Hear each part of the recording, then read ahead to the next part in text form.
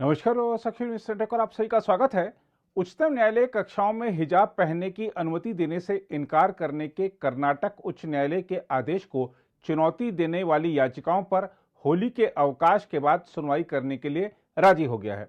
उल्लेखनीय है कि कर्नाटक उच्च न्यायालय ने मंगलवार को अपने फैसले में कहा था कि हिजाब इस्लाम धर्म में आवश्यक धार्मिक प्रथा का हिस्सा नहीं है।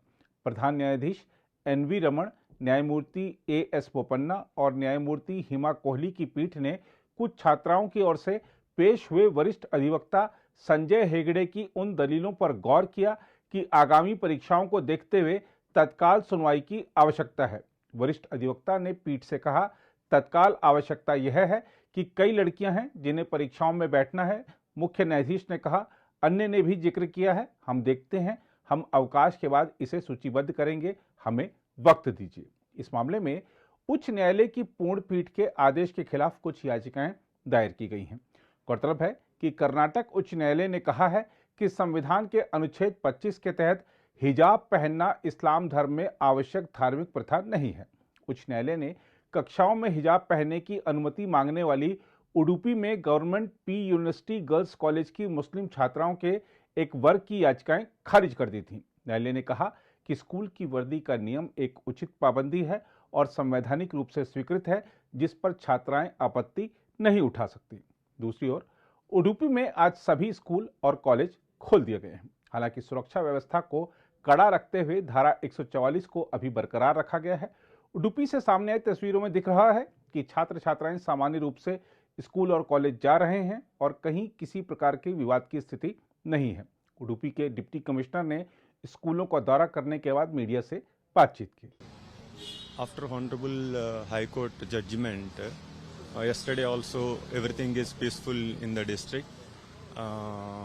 With respect to Honorable High Court judgment, to keep peace and law and order in the district, we have enforced certain prohibitory orders in the district, especially with regard to any kind of procession, protest or celebration or any kind of meetings. With regard to this judgment, we have enforced certain prohibitory orders. Also, it was there earlier also, within the 200 meters limits of schools and colleges, we have restricted others, any kind of activities also. This is the thing. Yesterday, 15th, we have declared holiday in schools and colleges in view of the judgment to have a precautionary thing, measures. But today, 16th, all schools and colleges are opening as usual like earlier. So we request all the people of district to maintain peace and to maintain law and order and to respect the Honorable High Court order. That is what is the request. वहीं इस मामले पर रक्षा मंत्री राजनाथ सिंह ने कहा है कि कर्नाटक उच्च न्यायालय के फैसले का सभी को स्वागत करना चाहिए। राजनाथ सिंह ने कहा कि स्कूल कॉलेज के ड्रेस कोड का पालन हर धर्म के लोगों को करना चाहिए। भारत देश में तो परंपरागत रूप से ही महिलाओं के प्रति एक पॉजिटिव और प्रोग्रेसिव, केवल पॉजिटिव ही नहीं बल्कि प्रोग्रेसिव भी एक हमारी यह सोच रही है। और आज आपने देखा होगा कर्नाटक हाई कोर्ट ने एक जजमेंट दिया है। मैं समझता हूं कि उस जजमेंट का सभी को स्वागत किया जाना चाहिए। आज जो हिजाब के मामले में जजमेंट दिया है उन्होंने, और उन्होंने कहा है कि हमारी बेटियां चाहे किसी भी धर्म अथवा क्षेत्र की हों, उन पर कोई बंदिश यह स्वीकार्य नहीं है। यदि स्कूल कॉलेज का कोई ड्रेस कोड है तो मैं समझता हूं कोई किसी धर्म का हो, किसी मजहब का हो, उस ड्रेस कोड को मानना चाहिए। और इसी के अनुरूप हाई कोर्ट ने, कर्नाटक हाई कोर्ट ने आज अपना जजमेंट भी दिया है। देवियों सज्जनों, यदि आप इतिहास उठाकर देखेंगे तो पाएंगे जब जब भारत में सार्वजनिक जीवन में महिलाओं की सक्रिय भागीदारी बढ़ी है, एक नए भारत का उदय हुआ है।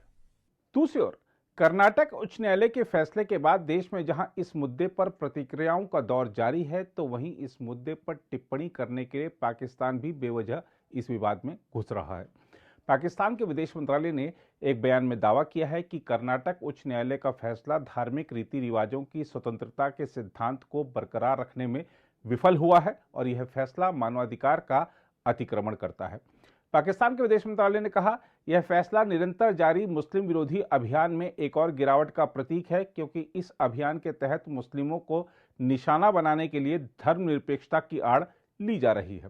पाकिस्तान ने दावा किया है कि भारत अपनी धर्मनिरपेक्ष पहचान खोता जा रहा है, जो उसके अल्पसंख्यकों के लिए घातक है। पाकिस्तान ने भारत सरकार से अल्पसंख्यकों, खासकर मुसलमानों की तथा अपने धर्म का पालन करने के उनके अधिकार की सुरक्षा सुनिश्चित करने की अपील की है। अब पाकिस्तान की इस तरह की अपीलों पर हंसा ही जा सकता है, क्योंकि भारत में हर अल्पसंख्यक और बहुसंख्यक सुरक्षित है और उसे हर तरह की स्वतंत्रता है।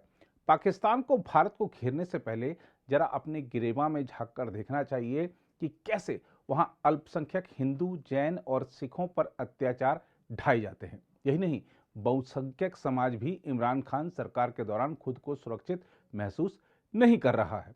बहरहाल अब देखना होगा कि होली के अवकाश के बाद जब उच्चतम न्यायालय इस मामले पर सुनवाई करता है, तब सामने आने वाले फैसले के बाद भी यह विवाद शांत होता है या नहीं।